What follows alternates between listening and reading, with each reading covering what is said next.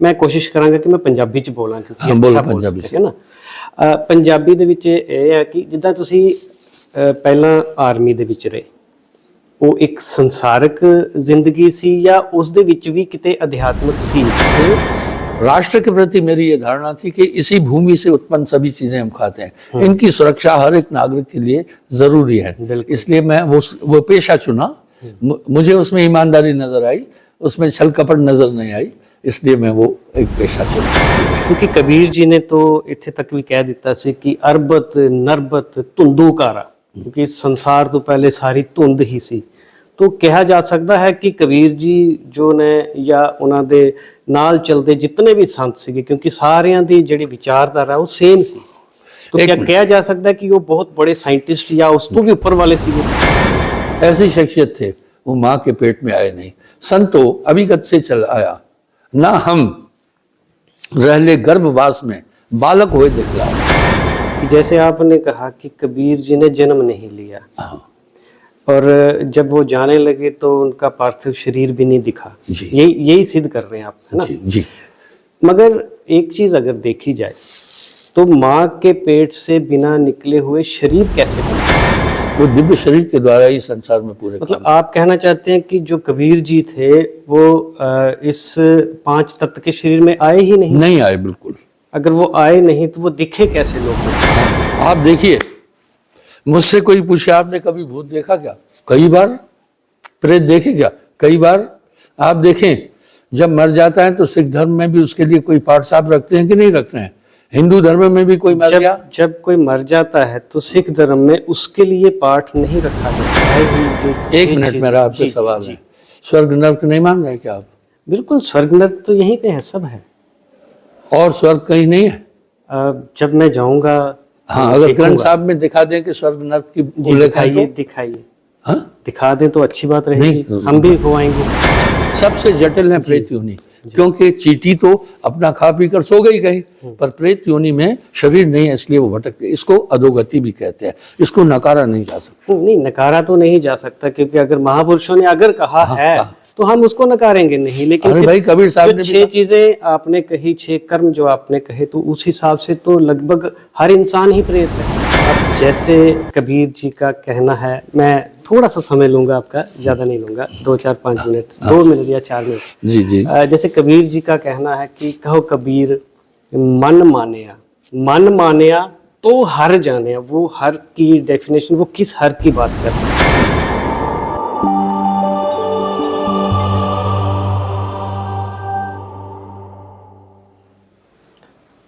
आपसी science TV देख रहे सारे ही दर्शकों का स्वागत है। तो इस वेले मैं मौजूद हाँ स्वामी मधु परमहंस जी के आश्रम दे विच। इन्हां दे नाल गलबात करांगे, अध्यात्म दे नाल जुड़ियां हुई गल्लां भी करांगे अते संसार दे नाल जुड़ियां हुई गल्लां भी करांगे। सब तो पहला सी स्वागत करिए स्वामी जी, सब तो पहला स्वागत है तुहाडा। धन्यवाद। बड़ी देर तो चाह सी कि तुहाडे नाल मुलाकात होवे, अध्यात्म दीयां भी गल्लां कीतियां जाण अते संसारिक गल्लां भी कीतियां जाण। सब तो पहला शुरुआत है जो कि साहिब बंदगी, साहिब दी बंदगी, वो केड़ा साहिब है जिहदी बंदगी दे पिछे तुसीं दौड़े हो? वाह, कई लोग साहिब बंदगी के विषय में मुझसे सवाल पूछ चुके हैं जी। सोचते हैं शायद ये इस्लाम को फॉलो करते हैं। सुनिए, साहिब बंदगी शब्द तो सभी संतों ने भी बोला। सच्चे मेरे साहिबा गहर गंभीरा, कोई न जाने भेद तेरा, और ये रामायण में भी आ रहा है।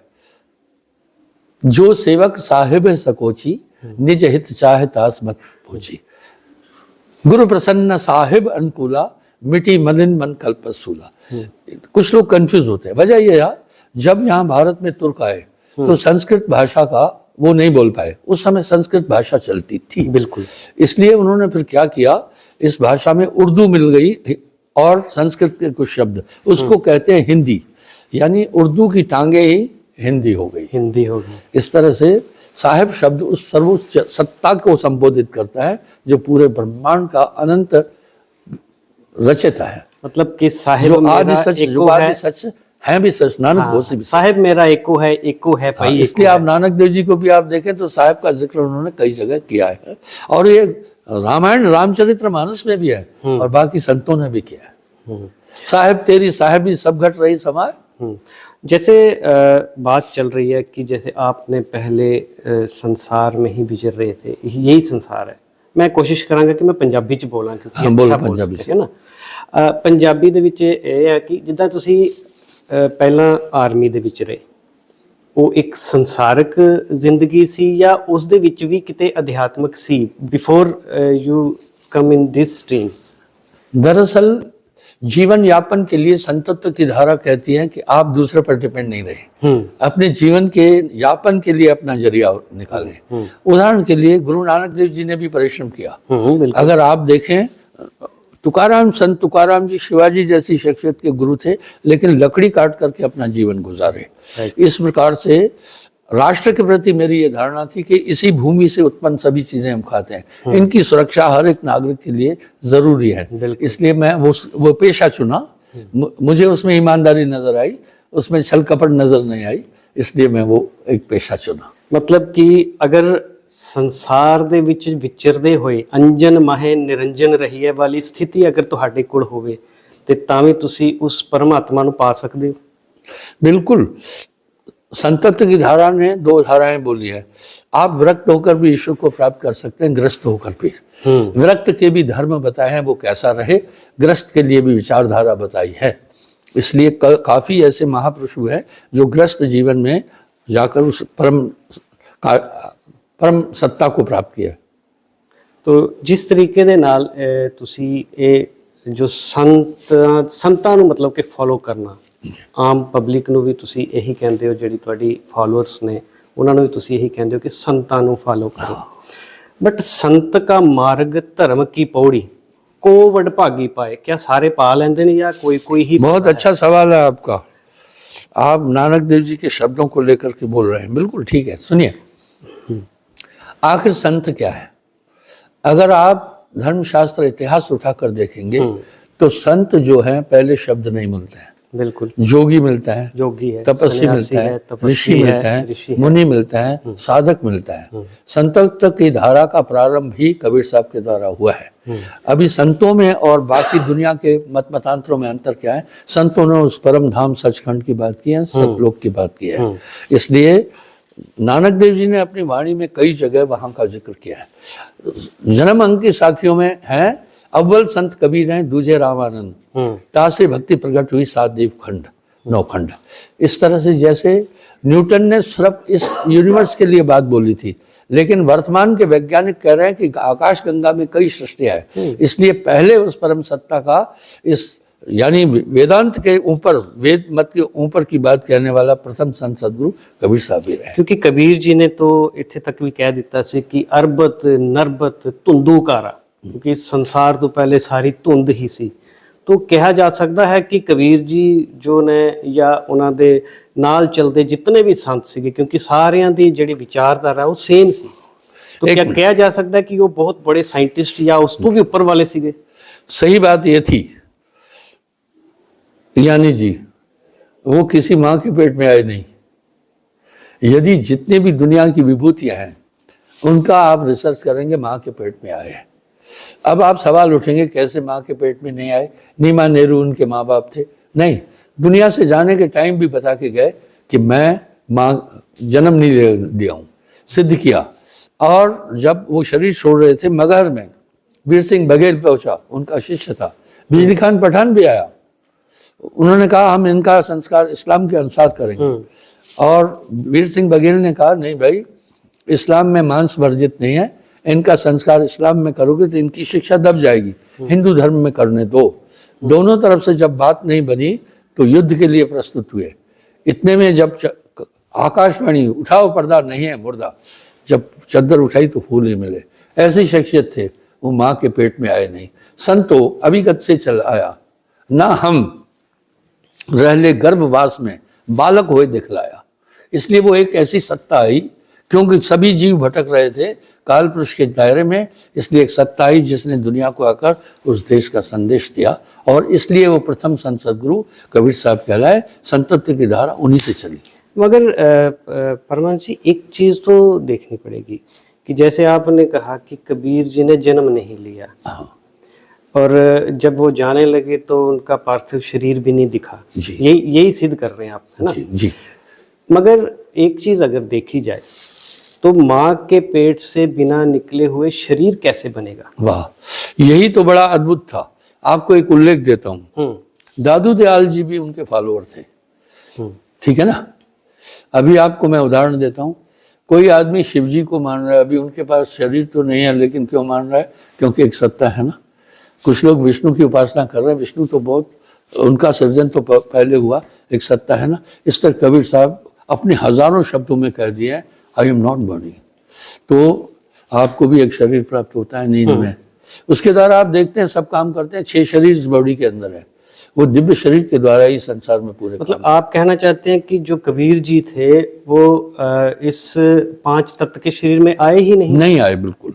अगर वो आए नहीं तो वो दिखे कैसे लोगों को? हाँ, बड़ी अच्छी बात होती है। कभी आपने भूत देखा क्या? भूत तो होता ही नहीं है। होता नहीं होता।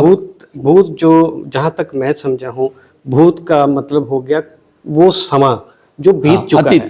वो तो आप शाब्दिक अर्थ में ये बोल रहे हैं, लेकिन प्रेत आत्माओं का जिक्र सभी ग्रंथों में भी है। बिल्कुल क्या है। नानक देव जी ने नहीं बोला है भूत प्रेत के लिए? क्या बिल्कुल है, लेकिन उसमें 2 तरह की वाणी का 2 तरह से, जैसे एक शब्द अर्थ होता है जी और एक भाव अर्थ होता है जी। जैसे अगर हम शब्द अर्थ की बात करेंगे तो वो भूत प्रेत को आप फिजिकली देखना शुरू कर देंगे, और अगर आप उसके भाव अर्थ की बात करेंगे कि प्रेत पंजाबी का एक लफ्ज है, पंजाबी का एक लफ्ज है प्रेत।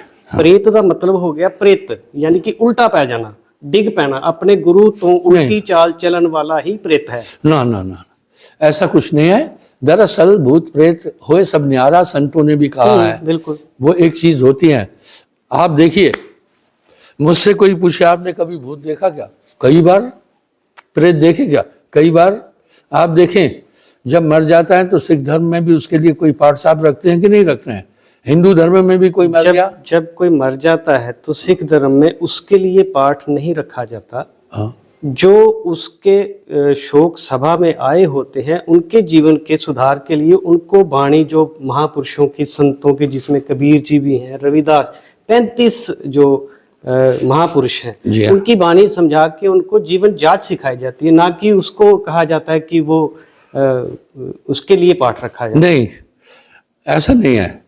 दरअसल प्रेत आत्माओं को संसार के जितने भी धर्म है वो मानते हैं।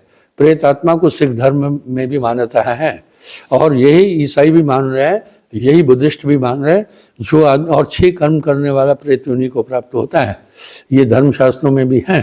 और इसी तरह हिंदू धर्म के अंदर भी प्रेत आत्मा को माना गया है, प्रेत योनि को माना गया है। और यही बात श्रीमद् गीता में भी उल्लेख आता है, ये वेदों में भी आता है। प्रेत का मतलब उल्टा नहीं होता है। दरअसल वो एक ऐसी योनि होती है, 6 शरीर है इंसान के अंदर, स्थूल, सूक्ष्म कारण, महाकारण, ज्ञान और विज्ञान देह। वो एक ऐसे शरीर में पहुंचता है जहां भूख एहसास होती है पर उसके सिस्टम नहीं है, इसलिए दूसरे के शरीर में प्रवेश लेता है। पर भूत पिशाच होए सब न्यारा, ये वाणी क्यों आ गई है? इसलिए कि वो है। लेकिन टीका और शब्दार्थ और शब्द भाव, आप जो कह रहे शब्दार्थ है का मतलब है शब्दों का मतलब, और भाव होता है कि किस भाव से ये शब्द कहे गए, बोले गए हैं। ठीक है, ठीक है ना। तो इस तरह से प्रेतात्माएं होती हैं, वो भटक कर उस योनि में जाते हैं, ऐसा बोला है। अब आप एक बात बताएं। वो तो कबीर जी भी कहते हैं कि जिन्हां दे आत्म दे विच वो परमात्मा नहीं है तो प्रेत ने, प्रेत वसै तिन माहे। नहीं नहीं नहीं, ऐसा नहीं है। प्रेत योनि है। सुनिए, इसका उल्लेख आता है शास्त्रों में भी। जो 6 प्रकार के अनिष्ट कर्म करता है वो प्रेत योनि में जाता है। पहला, जो किसी ज्ञानी पुरुष को मारता है, वो न जाने कितनों को बोला है। बिल्कुल। दूसरा, जो गोत्र वध करता है। तीसरा, जो गौ का वध करता है। चौथा, जो किसी की जमीन ताकत से छीन लेता है। 5वां, जब किसी का घर जलाता है। 6ठा, किसी की पत्नी को बलपूर्वक ले आता है। ये 6 प्रकार के लोग प्रेत योनि में जाते हैं। प्रेत योनि ऐसी होती है, इन 6 में से कोई भी एक कार्य कर लिया, हाँ, एक भी कर्म कर लिया तो वो प्रेत योनि में जाता है। इसको अधोगति भी कहते हैं। और आप ये माने प्रेत योनि को, तो ईसाई भी मान रहे हैं, जितने धर्म प्रचलित हैं वो भी सब स्वीकार करते हैं। तो अगर आपकी बताई हुई जो 1 मिनट मेरा आपसे सवाल है, स्वर्ग नर्क नहीं मान रहे क्या आप? बिल्कुल, स्वर्ग नर्क तो यहीं पे है, सब है। और स्वर्ग कहीं नहीं है? जब मैं जाऊंगा हाँ, अगर ग्रंथ साहब में दिखा दें कि स्वर्ग नर्क की उल्लेख है दिखाइए तो दिखाइए, हाँ? दिखा दें तो अच्छी बात रहेगी, नहीं, हम भी हो आएंगे। सुनिए, गुरु नानक देव जी स्वर्ग नर्क को नकार दिए क्या? ये गुरु नानक देव जी ने कहा है कि कर्मी आपो अपनी के नेड़ा के दूर, जिसको प्रभु परमात्मा मिल गया उसको स्वर्ग नरक की, जैसे आपने भी कहा कि ये हाँ, तो वो अलग रास्ते बात में है, पड़ता है, वो अलग बात हमें है। रास्ते में जाने की अभी जरूरत नहीं। आप आइए, एक मिनट में जी, उसका जी, उदाहरण जी, दूंगा। भाई मुसलमान भी कह रहे हैं दोजक बेइज्जत, हम्म, और चलो उनके कोई भी अगुआ रहे हाँ, होंगे। बिल्कुल बिल्कुल ईसाई भी कह रहे हैं हेवन एंड हेल, जी, और हिंदू धर्म में भी कह रहे हैं, और ये बाकी भी कह रहे हैं। आप मानिए सिख धर्म में भी नानक देव जी ने स्वर्ग नरक का जिक्र किया है। कहीं किया एक शरीर है, जी। आपके पास भी 6 शरीर हैं, एक ही नहीं है। स्थूल सूक्ष्म कारण महाकारण ज्ञान विज्ञान देही। आप नींद में जाते एक शरीर नहीं होता है आपके पास, उससे डरते हैं, सब चीजें करते हैं, आप भयभीत भी होते हैं। इसी प्रकार वो एक योनि होती है, भटकता है वो आदमी, और वो योनि है।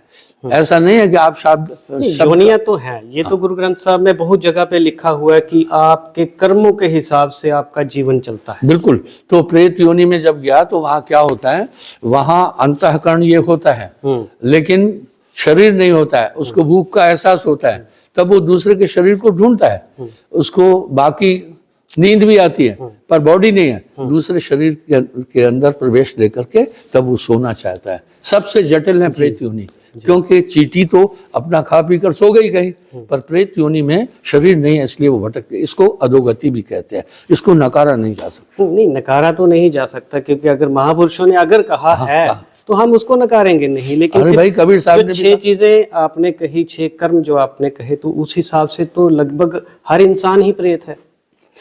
इसलिए तो अभी बहुत भूत हो गए हैं दुनिया में। हाँ, पहले लोग नहीं, वही यही पहले लोग नहीं कर रहे थे ये काम, वो डरते थे बिल्कुल ना। अभी लोग ज्यादा ये कर रहे हैं, इसलिए भूत इतने हो गए कि पूछो मत। हाँ। यानी जी एक आदमी के पास 25 भूत लगा दोगे ना 825 करोड़ के बाद, उसके बाद भी भूत बच जाएंगे, इतने ज्यादा हो रहे हैं। बिल्कुल, क्योंकि वो अधोगति को प्राप्त हो रहे हैं। इसको स्वीकार करना होगा। स्वर्ग नरक की बात तो सभी संतों ने भी की है, लेकिन उन्होंने उससे आगे की बात कह दी, उससे आगे की बात कर दी। बहुत बढ़िया।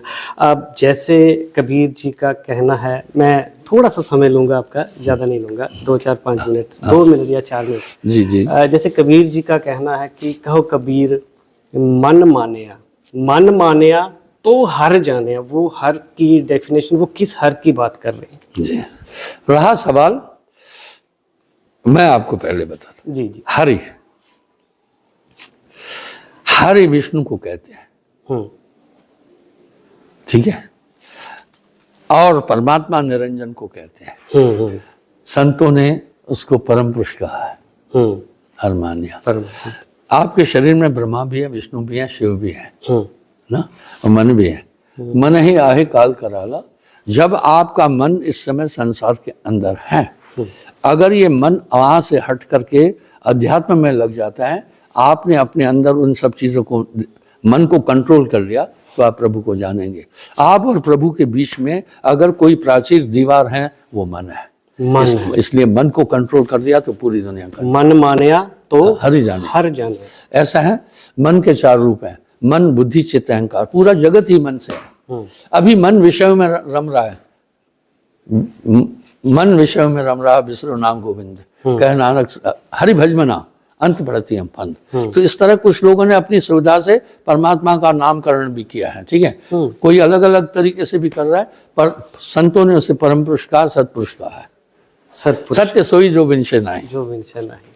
तो ਇਹ ਸਨ ਮਧੂ ਪਰਮਹੰਸ ਜੀ ਜੋ ਸਾਡੇ ਨਾਲ ਬੈਠੇ। ਖੈਰ ਉਮੀਦ ਕਰਾਂਗੇ ਕਿ ਅਗਲੀ ਵਾਰ ਇਹਨਾਂ ਦੇ ਨਾਲ ਜਦੋਂ ਕਿਤੇ ਕੋਈ ਡਿਸਕਸ਼ਨ ਹੋਵੇ ਤਾਂ ਥੋੜੀ ਲੰਬੀ ਹੋਵੇ, ਕਿਉਂਕਿ ਇਹਦੇ ਵਿੱਚ ਅਧਿਆਤਮਕ ਦੀ ਜਿਹੜੀ ਝਲਕ ਦਿਖਦੀ ਹੈ, ਔਰ ਅੱਜ ਦੇ ਸੰਸਾਰ ਦੀਆਂ ਗੱਲਾਂ ਕੁਝ ਰਹਿ ਗਈਆਂ ਨੇ, ਉਹ ਮੈਂ ਅਗਲੀ ਵਾਰ ਜਦੋਂ ਕਿਤੇ ਤੁਸੀਂ ਸਮਾਂ ਦਿਓਗੇ ਤਾਂ ਜ਼ਰੂਰ ਕਰਾਂਗੇ।